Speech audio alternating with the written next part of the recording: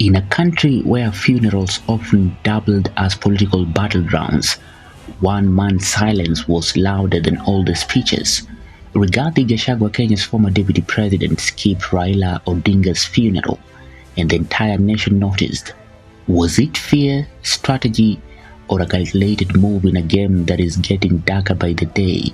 Today we are breaking down the real reason why Gachagua stayed away and why that decision could define the next chapter of Kenyan politics.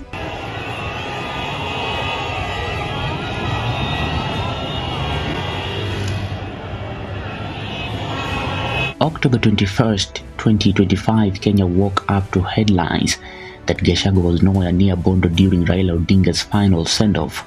For a man who once shared the national podium with Odinga, his absence hit hard, and the political commentary exploded. Sources close to Gachagua insist this was not a snub, it was survival. Reports suggest intelligence briefings warned of credible threats, both physical and political. A senior insider claims he was advised not to attend, the risks were too high, and in the age of perception, missing Raila's funeral wasn't just a personal decision, it became a political earthquake. Behind the scene, the fear was real. Just days before the funeral, Chatters Online accused Gachagua of sending goons to Odinga's current home, an allegation that spread faster than wildfire. ODM loyalists were enraged. Youth at Karen burst out shouting one term. A few minutes later, another crowd gathered, chanting his name in anger, claiming that those who shouted one term in Karen were sent by him. For a politician already facing an image crisis, stepping into Bondo could have been walking straight into a trap. At this, Gachagua once claimed he survived an attempted poisoning in Kisumu while still deputy president. That memory combined with the hostile climate reportedly sealed his decision: stay away. The storm started at Odinga's residence in Karen, where mourners accused Gachagua's camp of interference. Whether it was true or not didn't matter. In politics, perception is truth. The online narrative quickly became weaponized, painting Gachagua as an antagonist in a mourning nation. By the time the funeral approached, ODM insiders had allegedly agreed he should not attend. One analyst summed it up: there was a scheme to humiliate him publicly. The idea was simple: make his presence unbearable. And I want to say, Your Excellency, the people of Kenya have been united to a man by the candidature of the Right Honorable Raila Odinga to be the chairperson of the African Union Commission. This is a quest that has brought pride to our nation. And I would like to tell the leaders here from Africa and the representatives that as a country, as we present the Honorable Raila Odinga to be our candidate, it is because Africa, our motherland, deserves the best. In a country where crowd sentiment can turn on a dime, Gachagua's team decided silence was safer than scandal. This wasn't just about security, it was about power optics. Weeks before Raila's death, Oburu Odinga bluntly told Gachagua to leave us alone. So, Gachagua, please, leave us alone. We don't mind. Do what you like. Register your people. We are also registering. Our youth, please, please register as voters. Let us vote. Wait for 2027 and we'll see what happens. Gladys Wanga accused him of seeking power through the back door. And Gachagua, this is shame on you. You will never get power through the back door. Elections will be done in this country in 2027. And if you're ready, come to the election in 2027.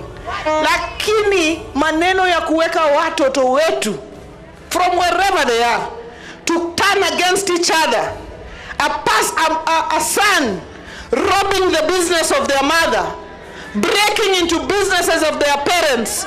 Shame on you, Gachagua. Shame on you, Gachagua. And this is no longer about demonstrations. And our Gen Zs have made their case in this country. But this thing is being hijacked by anarchists sent by one Rigathi Gachagua. Anawatuma watu waende kutembea kuvunja maduka ya watu. That tone told you everything. ODM's inner circle didn't want Gachagua anywhere near the emotional farewell of their patriarch.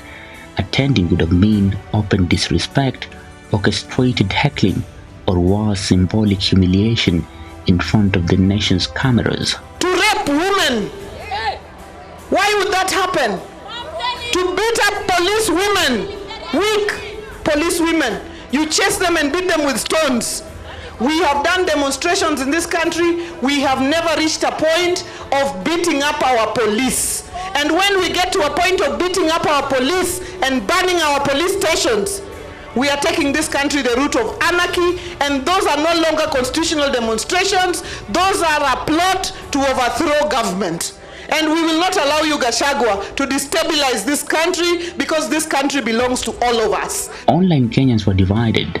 Some saw a coward avoiding accountability. Others saw a man protecting himself in a country where emotions can turn deadly. One ex-user posted, "He avoided all that drama. He is a very, very important person, not a punching bag." Another user, Captain Dimza, said, "They warned him. He listened. Now they're shouting.